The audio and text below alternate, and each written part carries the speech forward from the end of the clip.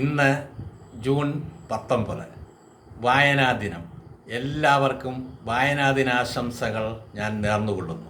കേരളത്തിലെ ഗ്രന്ഥശാലാ പ്രസ്ഥാനത്തിനും സാക്ഷരതാ പ്രസ്ഥാനത്തിനും നടുനായകത്വം വഹിച്ച പുതുവായിൽ നാരായണപ്പണിക്കരെന്ന PN പണിക്കരുടെ 29ാം ചരമവാർഷിക ദിനം കൂടിയാണ് ഇന്ന്. വായിച്ചു വളരാനും ചിന്തിച്ചു വിവേകം നേടാനും മലയാളികളെ ഉദ്ബോധിപ്പിച്ച PN പണിക്കർ 1995 ജൂൺ 19 നമ്മെ വിട്ടുപിരിഞ്ഞു.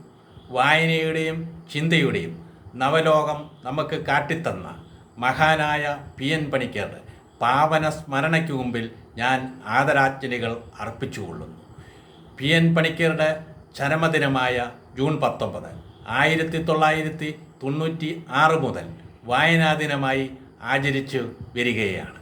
അക്ഷരങ്ങളെയും അറിവിനെയും ആയുധമാക്കി പുതിയ കാലഘട്ടത്തിൻ്റെ വെല്ലുവിളികളെ അതിജീവിക്കാൻ നമുക്ക് കഴിയേണ്ടതുണ്ട്.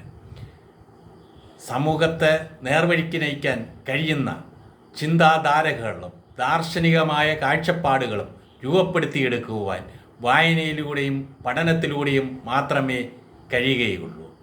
ഭൂതകാലത്തിൻ്റെ അനുഭവജ്ഞാനവും വർത്തമാനകാലത്തിൻ്റെ കരുത്തും കൈമുതലായ നമുക്ക് ഭാവി കാലത്തെ കരിപ്പിടിപ്പിക്കുവാനായി പുതിയ തലത്തിലുമുള്ള വായനകളിലൂടെ കഴിയട്ടെ എന്ന് ആശംസിച്ചുകൊണ്ട് എല്ലാവർക്കും ഒരിക്കൽ കൂടി വായനാ ദിനാശംസകൾ ഞാൻ നേർന്നുകൊള്ളുന്നു.